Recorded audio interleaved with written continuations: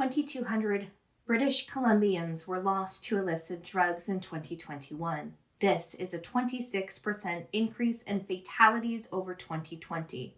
The BC Coroner said that this is about 7 deaths per day recorded in November and December. These deaths are mostly men aged 30 to 59. Welcome to Sunvalley News. On tonight's broadcast, we're discussing the stigma around drugs and alcohol. Our first interview is with Ben Gorner. He is a retired clinician in Kelowna and is an advocate for mental health and addictions, and he is for the safe supply of illicit drugs. Let's take a look. Okay, we're now joined with Ben Gorner. He's an advocate for mental health and addictions and helping to break the stigma about addictions. Ben, thank you so much for joining us today. Thanks for having me. It's an honor. So why do you feel it's important to work on breaking that stigma? Well, I think stigma is probably the biggest factor in people not wanting to reach out for help. I think, Yeah. people want to hide. You know, people don't want their friends and family to know if they're using something. Never mind being addicted, just plain using something, right? Mm-hmm. When I had my first cigarette when I was 10 years old, I didn't run to my mom and dad and say, "Hey, look what I did today." Right? I learned how to hide it. And, part of that is because of the stigma, because of the propaganda and misinformation that's been kind of fed to us over the last 100 years from all sorts of sources. I won't go into that, but yeah, there's a lot of stuff about addiction and substance use that we believe, that we think we know, that is just not true. And we have to learn, we have to keep up with the science that's happening now. We know so much more now than we did in the past. And it's a lack of knowledge that creates fear, which creates stigma, right? Right. Now, the BC Coroner's report was released this week, and it's stating that it's claimed over 2,200 lives here in British Columbia. What do you feel needs to be done to start combating these losses? Yeah. So I guess my main message around that is, we're moving towards treatment, more access to treatment, right? Mm-hmm. And that's a good thing. There's nothing wrong with that for sure. I mean, we need that to happen. We also need treatment to be more evidence based. We need to come out of what used to work years ago and realize that we have to take new approaches. We have to include harm reduction throughout treatment programs and that kind of thing.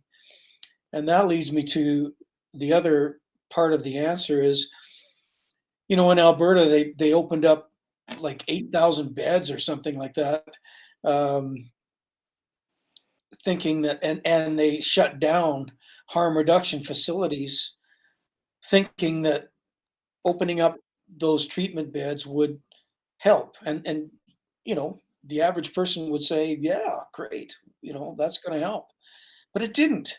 The numbers still escalated. They're huge. The deaths were huge, and that tells me that it's not just a treatment um, infrastructure that we need. We need to address how the illicit drug supply is being poisoned, Mm-hmm. right? And Yeah. and so yeah, Do you so do you believe do you believe in legalizing drug use? I Yeah, I do. I mean, I would love to end prohibition completely. Um, I've been told that's a step too far. Yeah, is Um, that the answer though? I struggle with this as well. I'm like on one side and then the other side. Is that truly going to help loss, or would it not increase it? well, let's look at alcohol. Alcohol was prohibited. When it was prohibited, people were dying from alcohol poisoning. They didn't even call it overdose then. They called Mhm. it alcohol poisoning, right? Today we call this overdose, but really it's poisoning. And the reason why it's poisoning is because of the iron law of prohibition. If you look that up, you can find out that the iron law of prohibition says that the more you criminalize something, the more toxic it becomes. So the more you criminalize alcohol, the more toxic it became. And so we had these stills and the moonshine and all that kind of stuff that was actually killing people during Mhm. that time. And they ended and the other half of that story was the increase in criminal organizations.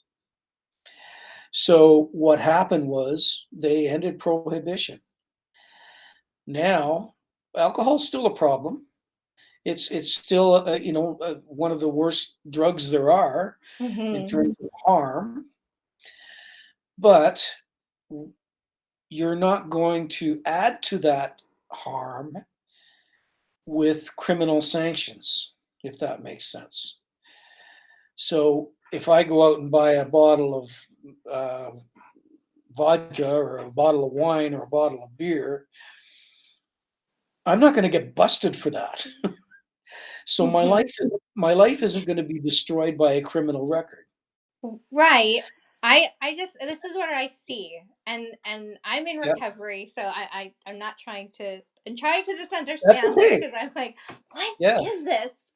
But I think of people, and myself, having used, what is, I get the there could be the criminal charges. However, aren't drug use and alcohol use still cause issues within the family? Can you show up for work? Can you, can you do this, can you do that, yeah. if you're Oh, yeah. still actively using? So would Yeah. that be the answer, or are we just creating more people that are addicted? No, and in fact, if you look at the research across the world, when things have been decriminalized or the drug policies have changed, there was no increase in terms of new people using, right? Oh, okay, okay, Yeah. yeah. Okay. So we've seen an increase a little bit with the legalization of marijuana. Cannabis. Yeah. Yeah. With cannabis. And part of that is going to be because people aren't afraid to talk about it anymore. Hmm. Part of that is going to be that, right? People were using cannabis long before it was legalized, right? And as a counselor, I was talking to those people, Yeah. Right. right? And so when it was legalized, um, there was no evidence showing that there was any new use. And the same with things like in Switzerland, there's no new use of heroin, um, or very little, I guess. I mean, people start using it, but not because it's legal, just because they well, you know the story. You get involved, just like with alcohol. You have a few Right. drinks, Yeah. Yeah. and you learn that it really helps with stress and helps temporarily solve your problems and then creates more afterwards. I guess my point is, in order to end the crisis, absolutely we need treatment. It's not about addiction. No, It's, no. it's no, it's about people being poisoned.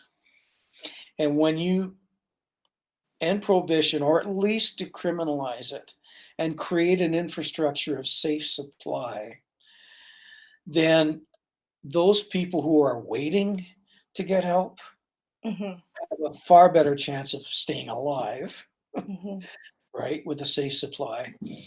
And you probably know as well as I do that even going to a residential treatment program or a day treatment program or anything like that, relapse happens, Mhm. right? It very rarely does someone go to a program or make a decision and go, "I'm gonna quit," um, and not Yeah. fall backwards sometimes, right? Well, I mean that does bring me to my next point is that Yeah. it's so hard for people to get into recovery as it is. It's hard for people to get into treatment centers.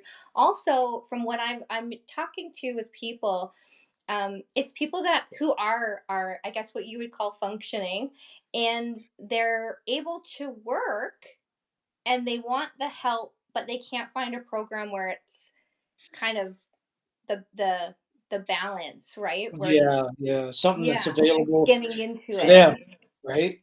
Yeah.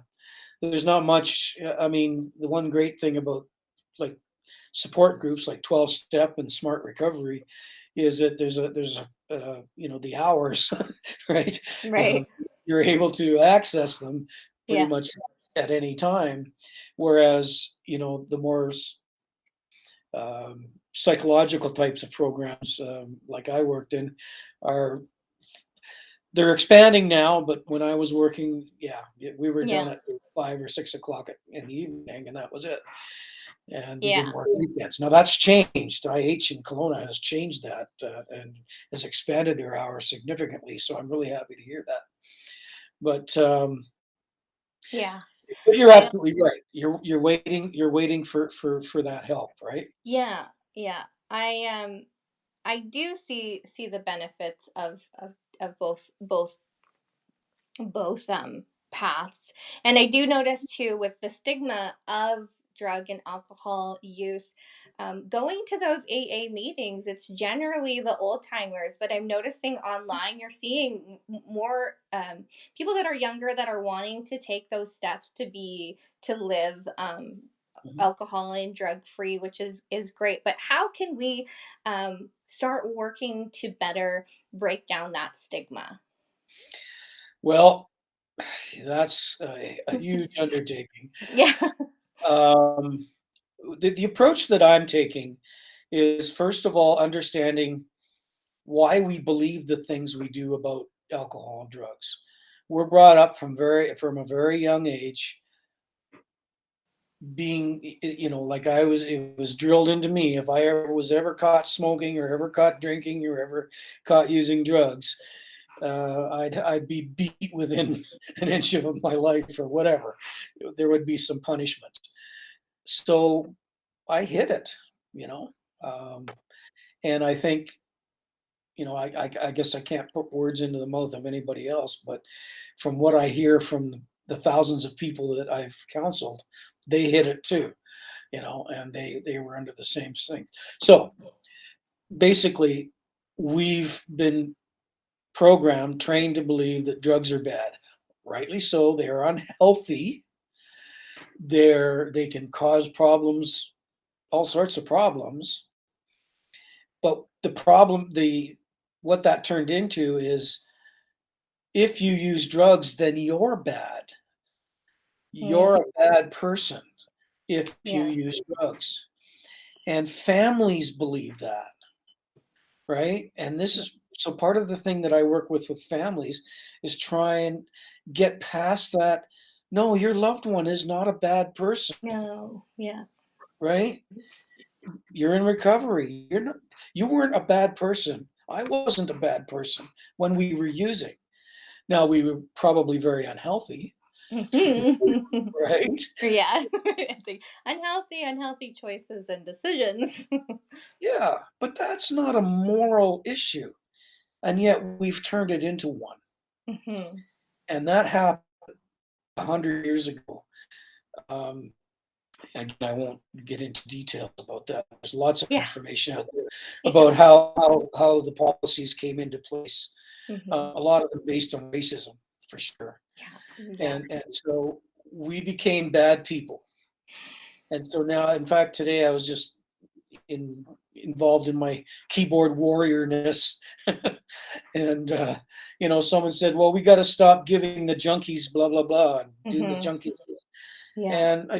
And that person was in recovery, and I'm just saying, if we change the way we say things, we change the way we see things. Hmm.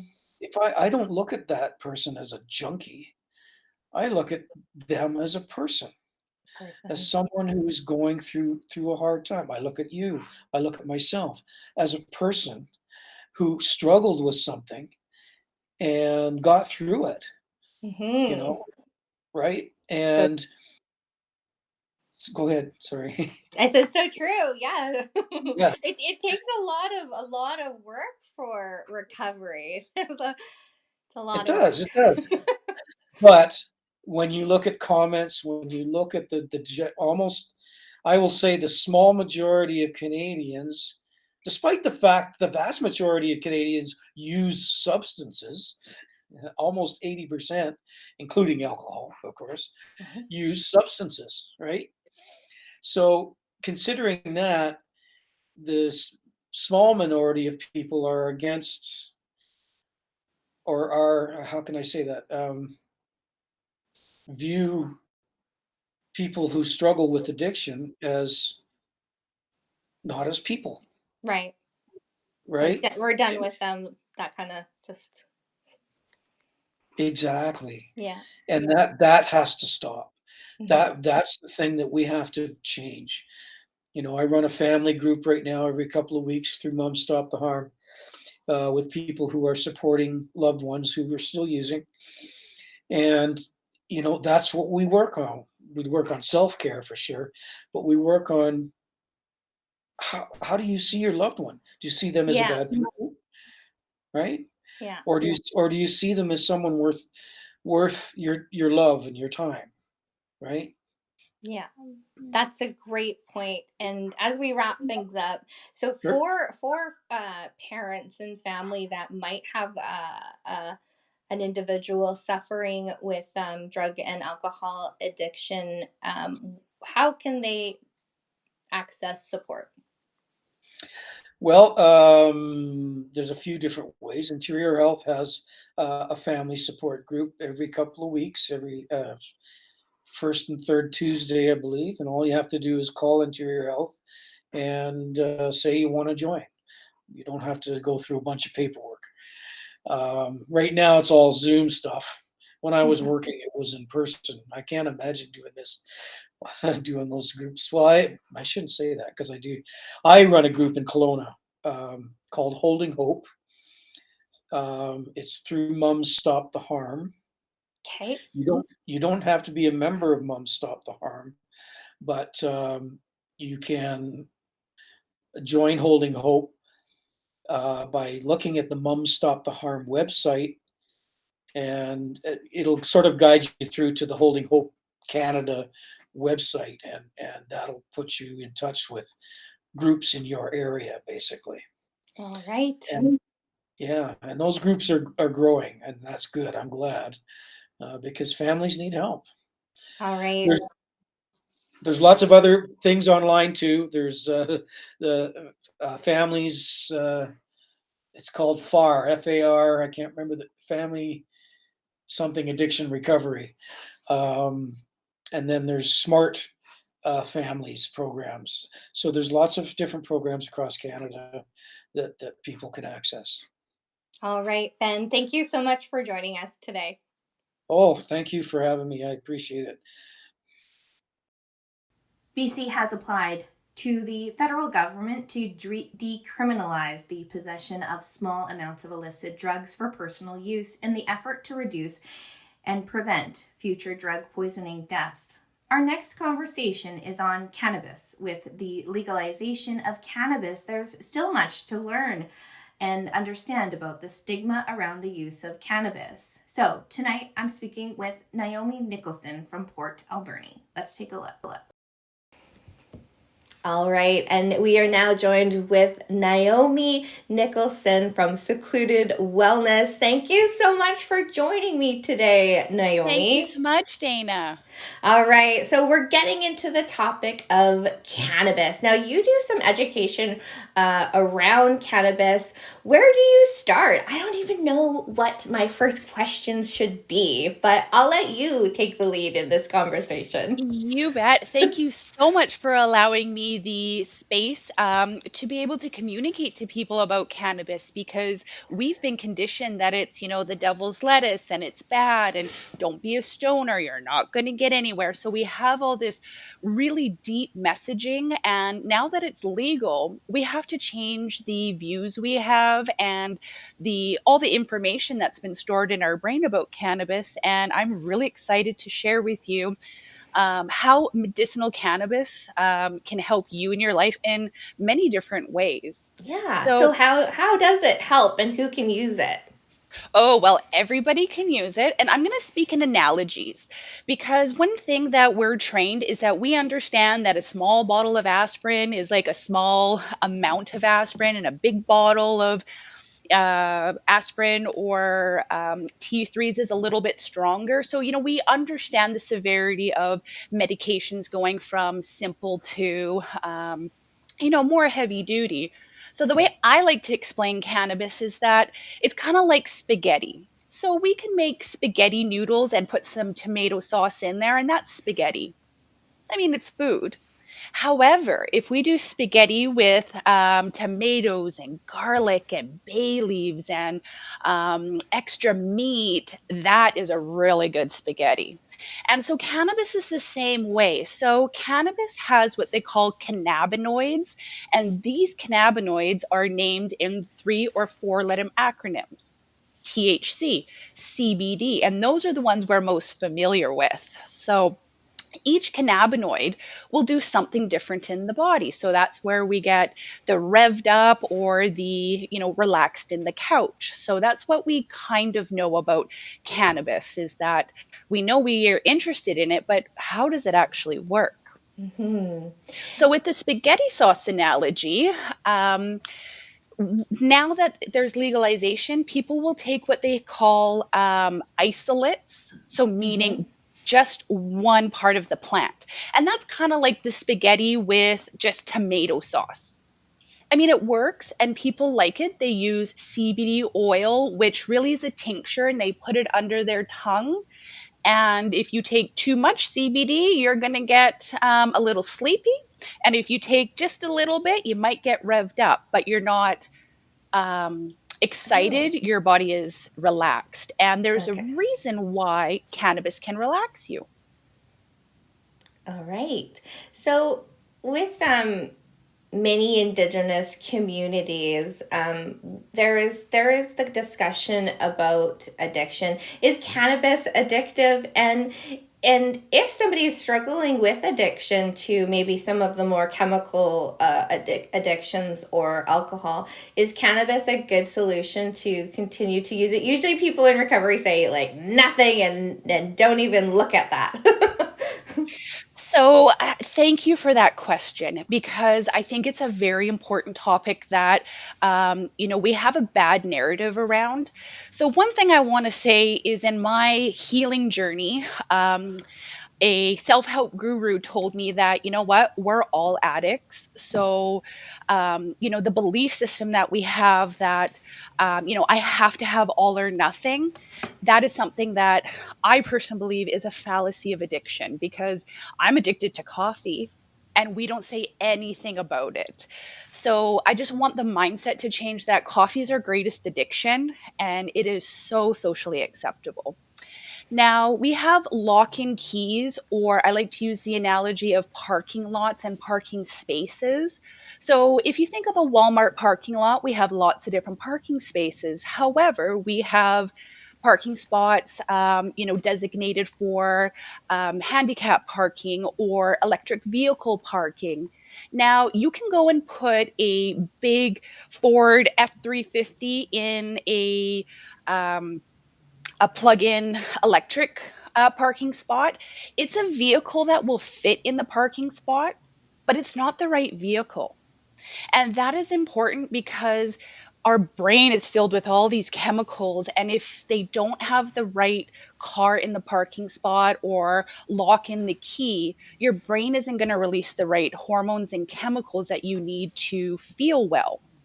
So I want to lay that information out first, because when we think of addiction, basically our parking spot really desperately needs a certain vehicle, whether it's alcohol, gambling, cookies, caffeine, and the body will do what it needs to get it. Now, what you may not know is that we have an endocannabinoid system.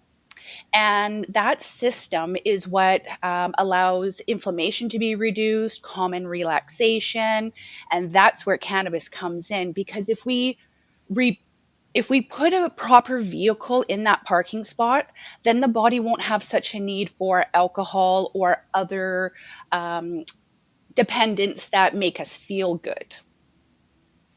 It's so fascinating. I personally have I didn't use cannabis. I was the straight up party girl. Let's go into the alcohol and party lifestyle. So cannabis was never really a thing. It's so interesting because now that I'm into my 40s and it's legal, I'm really interested in using CBD was what I started with. But one of the steps for me, so it was kind of like I my process with using cannabis was sort of like an experiment, like a science experiment, because I really Yes. wasn't sure. And then I've had bad experiences with cannabis where it's like that anxiety and oh my gosh, the world is ending experience, right? With cannabis. And so I was like, I don't know if this is going to be for me. But as I've kind of learned a little bit more about cannabis, one thing I've heard is that it's called a medicine. And I'm Yeah. curious as to why it's called a medicine. Does it actually heal, or is Yes, it it just does. that language? So remember I had mentioned the endocannabinoid system Yeah. and parking spaces and cars. If you do not have the right car in that parking spot, you're not going to feel good. Just like if you don't eat food, food is your gasoline in your body. Mm-hmm. Now, with cannabis, there's so many different options. And I like to explain it to people that it's like you can take stuff that's the equivalent of baby aspirin, topicals, or you put a Right. couple drops of CBD oil under your tongue.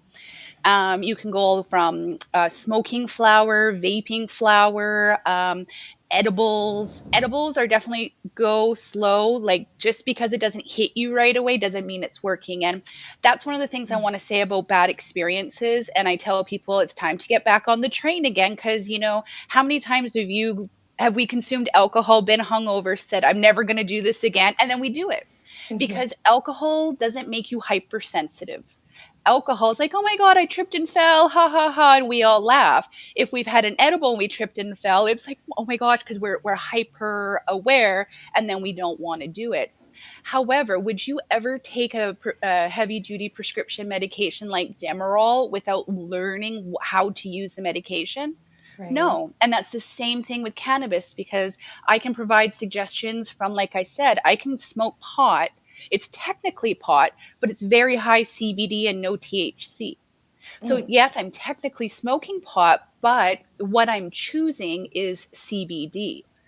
Um, so again, I know in the time we have, I don't have enough time to explain everything. However, topicals are amazing for pain. I have a grandpa who he calls it his Indian medicine, and I gift him because you're allowed to gift up to 30 grams a day, and you need to know the law. And I gift him infused massage oil, and he doesn't need to take T3s to go to bed. Now, that is a real testament, and I have lots of stories like that. And people can Mhm. start with topicals and know the topicals won't make you stoned, it won't make you fail, a urine test, but there's so much to it. And you are right. Our whole life is a science experiment. Maybe I like this coffee, maybe I don't. Maybe I like blackjack, or maybe I like, slot machines. Maybe I like smoking pot. Maybe I like vaping. Some people like CBD oil, some people like edibles, and that's the beauty of it, is once you learn, the sky's the limit. Okay. When it comes to the stigma of using cannabis, what would you hope to educate people on? Well, it's remember what I was saying, our brain, we have been so conditioned not to be a stoner. And, back in the day, when I was in university, I'd smoke pot, I would read a book this thick, and then, write a, 3,000 word essay, and I'd get it done all in one night. I could focus. But, back then, you would run to the drug dealer's house and hope you didn't get, caught. Now you can go into a cannabis store and it's just like a grocery store or liquor store. There's so many options, and it really is a science game. And what might work for me might not work for you. And if you buy flower from one grower, that doesn't mean it's going to be the exact same from another grower. So that is some of the downfall with cannabis, is that just like a tomato is never the same from my garden or yours, cannabis products may not be quite the same depending on what you're consuming. Okay. Now, just as we wrap things up, so you have offered cannabis massages, but you're Yes. currently not doing it. Can you talk a little bit about what your services are and how they can help an individual? So, because I knew about the endocannabinoid system, being a shiatsu therapist, you may not know I'm also a medicine woman. My great grandmother was a medicine woman. I've been into holistic health for years. So, cannabis was a really good add on. And if you can get the endocannabinoid receptors on your skin to have CBD, then the pain reduces. So, actually put my money where my mouth is. I flew to Colorado. I spent a week there researching their stores, and I was trained by Jordan Person from Colorado, who is the guru of cannabis massage. And I've also taken training at Lasqueti Island Cannabis Corp when they did cannabis training. So I'm and my husband were very well educated on the medicinal side, as we're not interested in being recreational high, because it is a medicine. So, when you get products made by Indigenous people, that's our energy being put into the medicine that I make for somebody. And it's very different than just buying a sterile product from a government store. So, the Yeah. Indigenous market is changing, and in time, I may come back out of retirement for cannabis massage, and it really truly is one of the best massages you will ever have. Just as I just said that as we wrap things up, I have one more question. But Of course. talking about indigenous cannabis, how does that whole um, how does that whole category differ from the regular system indigenous cannabis? Well, in the short amount of time we have here, here's how it goes. So the federal government did not, and the provincial government did not make the rules to apply to Indigenous lands. So what chief and council's economic developments need to do is they need to get out of their own way and set up rules to let people like myself be able to produce topicals or oils or production. A U brew, you can do cannabis farm, instead of like plants, everybody gets a pod. So the government made the rules so that Indigenous governments can take advantage of it. And again, feel free to reach out because I have so many ideas that could really help our Indigenous communities go from poverty to, just like other nations have done, where they actually have so much demand, they have to hire non Indigenous. So the cannabis industry we're just starting in the Indigenous cannabis industry. So you can get fresh product with our good energy put in it versus, a product that's fairly sterile. And, there's people want good fresh product, and that's where I see the Indigenous market is changing. And there's a lot of Indigenous stores popping up who provide, really good advice and product. So I really look forward to the changes that are coming. All right. Naomi, if somebody wants to reach out to learn about the workshops you offer or the services, where can they go? Well, you can go to my website, secludedwellness.com. However, with COVID, I really haven't updated anything, so you can send me a message. And I will say that our specialty in education is on a medicinal side, and we can teach you how to process your 32 grams or less, because we are allowed 1 ounce. We can show you how to process it in an instant pot so it doesn't stink up your house, and you know what's in your product. So, secludedwellness.com, send me an email, and I very much look forward to coming out of COVID retirement now that Zoom workshops and in person is, starting to come back. All right. Naomi, it's been so great chatting with you. Thanks so much for taking the time to talk with us. Thank you so much. And I really wish everyone just to be kind of curious. Don't be kind of scared. Be kind of curious. Thank you so much for watching tonight's special broadcast on breaking the stigma of addiction in cannabis. Have a wonderful night, and don't forget to focus on the good.